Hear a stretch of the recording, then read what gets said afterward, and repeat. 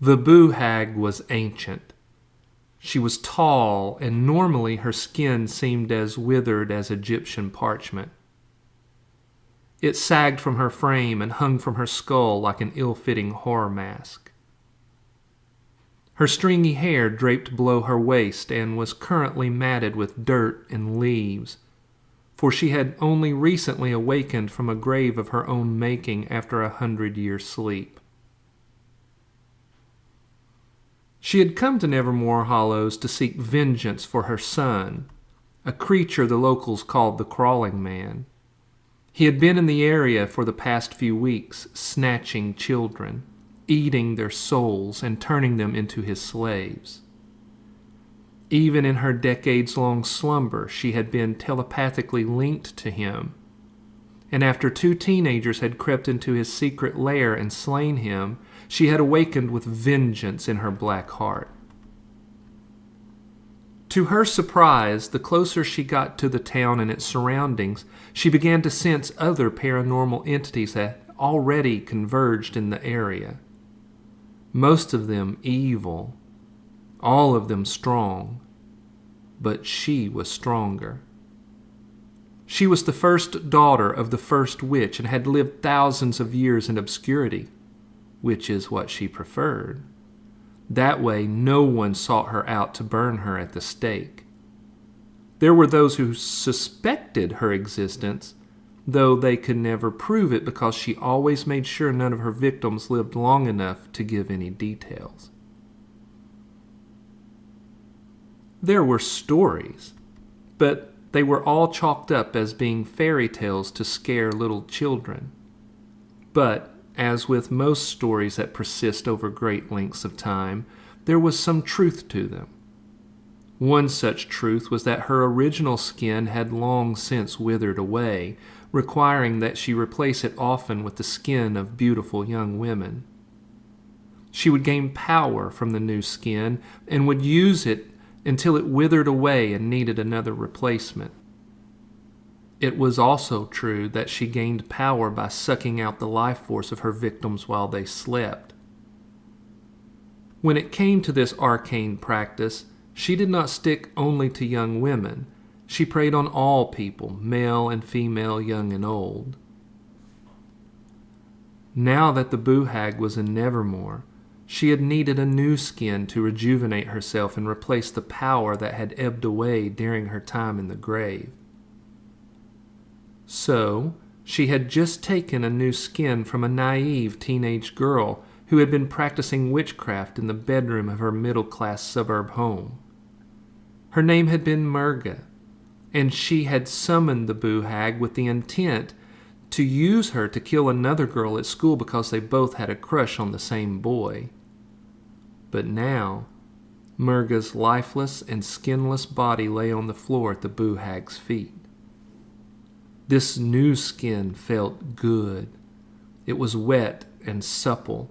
It clung to her long, lanky frame instead of hanging from it like her old skin had. The Boo Hag felt new power course through her. Dumb girl wasn't so dumb.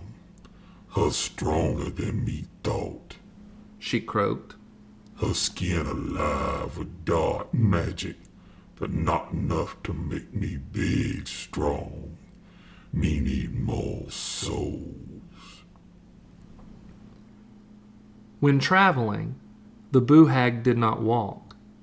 She floated about, with her feet 6 inches off the ground. She grimaced at Murga's flayed corpse, then floated out of the girl's room, through the house, and out the front door. She stopped in the center of the street with her crooked cane in hand. She closed her eyes and turned her nose into the air and sniffed. Me smell you sleeping with them bad thoughts. Me come eat you soul. Use them bad thoughts. She glanced down the street, which was lined with a winding sidewalk. Every 60 feet was an ornate lamppost that cast pools of yellow light. Instead of providing an invitation to stroll, the light made the landscape seem jaundiced and diseased. After a moment, she was able to discern from which home the dark fragrance emitted, and she floated toward a 2-story craftsman at the end of the cul-de-sac. She reached the house and pointed her gnarled cane at the front door. It swung open and she floated inside. The door closed behind her. She stopped in the dark living room, closed her eyes, and sniffed again. Once she honed onto the scent, she opened her eyes and floated up the stairs to the second floor, which was where the bedrooms were located. She passed the first 2 bedrooms and ended up in a third one at the end of the hallway. This door was slightly ajar, and she pushed it open and drifted inside. A 17-year-old boy lay in his bed. His walls were covered in posters of bands with blatant satanic imagery. His earbuds were in, and his phone was on the bed beside him. He had fallen asleep watching disgusting videos on the dark web. This pleased the Boo Hag. This boy had become so callous to images that should disturb any normal person that he was able to fall asleep and dream without fitfulness. His soul was tainted by a darkness beyond mere witchcraft and magic, and after she sucked it out of him, she would be given a special boost of power because of his blight. She stepped up onto his bed and squatted over him. She could sense he was in the midst of a twisted dream, fueled by the horrific sounds coming from the disgusting video. She settled herself down onto his chest and put her mouth over his and took a long, deep breath. As she sucked the boy's soul from him, she closed her eyes in ecstasy as she tasted its depravity. This boy dark, dark. Him soul tastes like the sludge in the pit of hell. It bring me much juju. She crawled off the boy when she was finished drinking his soul. She stood straighter, felt the boy's darkness slither through her, felt her new skin crawl with its power. She smiled, revealing her long yellow teeth. Me almost strong enough. Me done eat 2 tainted souls. Now me need to eat the soul of a warrior to be big, big strong, to make this town a dead town. The Boo Hag floated out of the house and into the street. Her new skin was too small for her lanky frame and had split open at her elbows and knees. The flesh on her face was so taut that it pulled her lips back in a constant grimace, revealing her yellow teeth. She was unable to blink, making her gaze even more piercing and maniacal. Her renewed black magic powers writhed inside her. Me not be this strong in 300 years.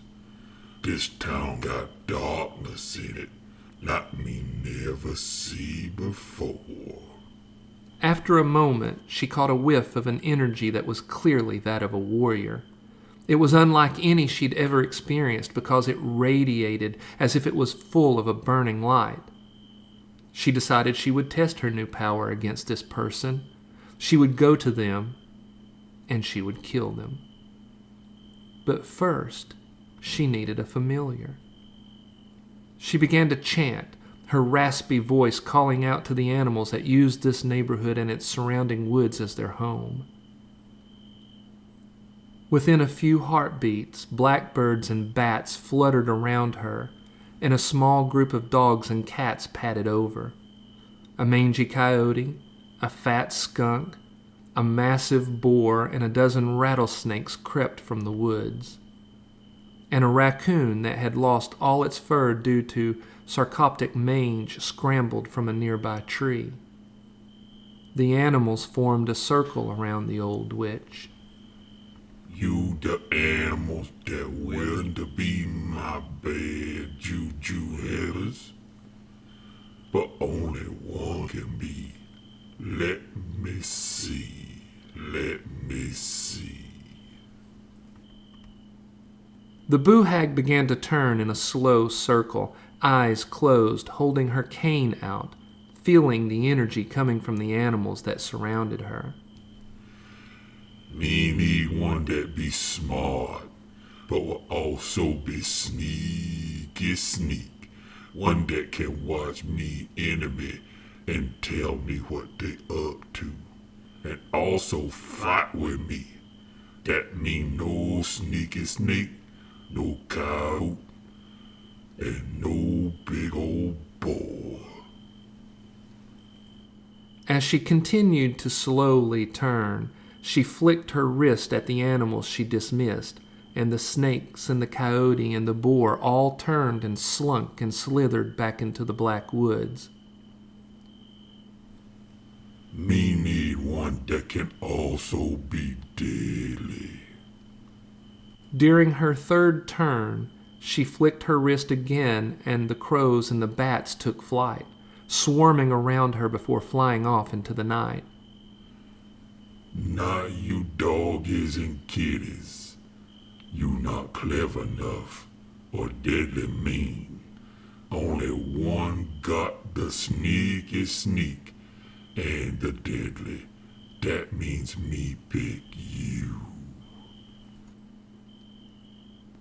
She stopped turning and pointed directly at the hairless raccoon who was sitting with his head slightly cocked at her.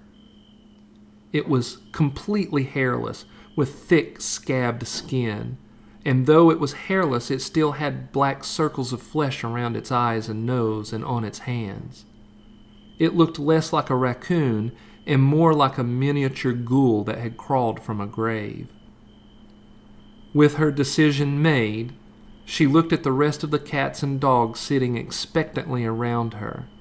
She grimaced and pointed her cane and said, Die. 6 dogs of various breeds and 7 cats all fell dead where they sat. The Boo Hag smiled, finding black joy in the knowledge that she would cause grief in the hearts of the families when they found their pets dead in the street. Come with me, she said to the raccoon, and floated out of the neighborhood. The subdivision sat on the side of a large hill that overlooked the town of Nevermore Hollows. At the exit, she stopped and looked down upon the town as it glittered with ornate street lighting and the reds, yellows, and greens of the traffic lights. She tilted her head and sniffed the air, locking in on the warrior's energy. The light inside this person was strong. This one be goody. Got much light in him soul. Me kill him, take him soul. Then me make war on this town. The Boo Hag glanced down at the raccoon at her side and saw that its eyes had turned completely black. She nodded and floated down the road toward her next victim. The raccoon let out a long, slow growl and followed. The Boo Hag cast a spell, ensuring that they would be invisible to anyone who might look their way, allowing her and the raccoon to travel unmolested. They made their way along the dark countryside to an older suburb of single-story bungalows. Goody be in this place, she said as she hovered up the driveway to the last home on the street. It was surrounded by trees, windows aglow with soft golden light. She looked down at the raccoon. Me hate this spirit with all me is. Me snuff it out. She dropped onto the lawn, just outside the window that overlooked the den. She peered inside and saw a man sitting in an armchair reading a book. He was 60-ish, hair gray at the temples, and had reading glasses perched on the tip of his nose. The Boo Hag could not see the name of the book he read, but she could sense that it brought him pleasure. She noticed that there was a table across the room that held a couple dozen picture frames, all with photos of the man in various seasons of his life. Some were of him in military uniform. Others were of him in many places around the world, surrounded by children. The Boo Hag considered her opponent. Him be older but still have the fire of fight in him. Him is still a warrior, but him love peace. And him help save kiddies all around the world. Him's light is powerful, and me get big strong.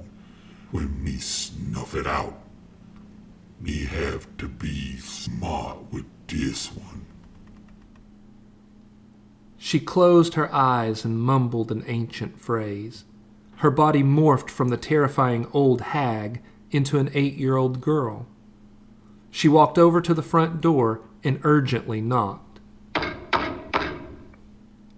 Colonel Gerald Barrett was retired from the Marines and a widower. He sat in his favorite chair, reading an old Dirk Pitt novel. He loved the main character and his faithful sidekick because they were men of a bygone era. They were men who rose to the occasion, stood against evil, and fought for those who could not fight for themselves, all with a cavalier sense of humor. They literally laughed in the face of danger. Gerald smiled at a scene where Dirk said something humorous to a villain who had just tried to kill him. Gerald was eager to see how Dirk got himself out of this dangerous mess, but before he could read further, there was a knock on the door. He put the book on the table and checked his watch. It was just after 11 o'clock, and he was not expecting anyone so late. He opened the door, and there stood a little girl. Her clothes were dirty and torn, and she had her head down and was crying. Upon seeing the tears and torn clothes, he became instantly alarmed and wary. He knew there was a handgun in the table drawer beside the door in case it was needed. He left it there for the moment and squatted down to be on the same level as the girl. As he did so, his eyes darted around the yard and the street, looking for danger. He only caught a glimpse of some pale animal as it darted behind a bush. "Hey, honey, what's the matter? Are you lost? Are you hurt?" The girl wiped her eyes but didn't look up. I'm scared," she whispered. Gerald did not see any sign of imminent danger. "Okay, I'm going to let you in and I'm going to call the sheriff. We're going to take care of you. Do you live around here?" The little girl kept her head down. She shook it, indicating that she did not live close by. "Okay, come on in. I'm going to get you something to drink while we wait on the sheriff." Gerald ushered the girl inside and closed the door behind him. He turned and grabbed his phone from beside the book he had been reading. He headed for the kitchen, his back to the girl. "Are you hungry?" "Me be much hungry," the little girl replied, but not in the sweet, innocent voice of a child. "And me gonna eat you so." Gerald stopped dead in his tracks. He tingled with icy, primitive fear. He had never heard a voice so inhuman, so possessed with hate. He turned and saw not a little girl, but instead a nightmare come to life. Though he could not fully comprehend what stood before him, he knew he would die on this night. But Being a warrior, he knew that while it was okay to feel fear, it was not okay to die a coward. So, resolving himself to the fact that these were to be his last moments on earth, he was going to make damn sure he hurt this beast as much as possible on his way to the afterlife. Channeling the hero he had just been reading about, he cocked his head and said, "I've danced with a few women in my life, but honey, you're the ugliest." The Boo Hag looked confused at the fact that he did not cry or plead for his life. She started to speak, but before she could say anything, Gerald said, "If it's okay with you, I think I'm going to take the lead." With that, Colonel Gerald Barrett, retired but still with a warrior spirit, threw his cell phone at the hag, hitting her square in the face. He then snatched open the drawer, grabbed his gun, and fired 3 quick rounds into the beast before him. It was a perfect, tight grouping to center mass. The Boo Hag regained her composure, laughed, then swiped at the gun, knocking it out of Gerald's hands. She then grabbed him by the throat and squeezed.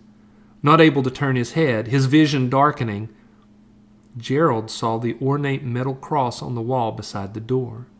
He fumbled for it, grasped it, then, holding it as if it were a dagger, the crossbars acting as a hilt, he rammed the cross under her chin. It plunged through the floor of her mouth and pierced her upper palate. This surprised the Boo Hag. Her eyes shot wide, and she loosened her grip enough that he was finally able to breathe. Gerald intuited from her shock that maybe the way to kill her was to destroy her brain. He yanked the cross free, and thick, dark blood flowed from the wound. He shoved the cross toward her left eye, intending to stab it into her brain. She was quicker than she looked. She let go of his throat and twisted away from him. The cross cut deep into her cheek. He was relentless in his attack, forcing her back as he plunged the cross into her chest, her arms, her neck, as he looked for an opening to stab her brain. "Come help," the Boo Hag yelled, and to Gerald's surprise, a mangy and scabbed raccoon ran through the door and clambered up his leg onto his chest and started clawing at his face. Gerald dropped the cross and grabbed the animal as blood poured down his face into his eyes. The Boo Hag saw her opening. She stepped forward, grabbed Gerald's head, and twisted, snapping his neck. In the nanosecond before Gerald stepped into a kingdom where he would receive a victor's crown for his service in this fallen realm, he realized that the only way evil ever wins is if it cheats. The Boo Hag dropped Gerald's lifeless body to the floor and grimaced. It was rare that anyone had ever fought back. Usually, upon seeing her, they were frozen in horror. Occasionally, they tried to run, but never got far. Of those few who did choose to fight, it was never with the ferocity that this man had shown. In anger, she spat on his body, then used an arcane spell to heal the wounds he had caused. Then she turned and floated out the door and toward the next neighborhood, with a new understanding that she should never pick a fight with anyone who had such a light in their soul as this man had.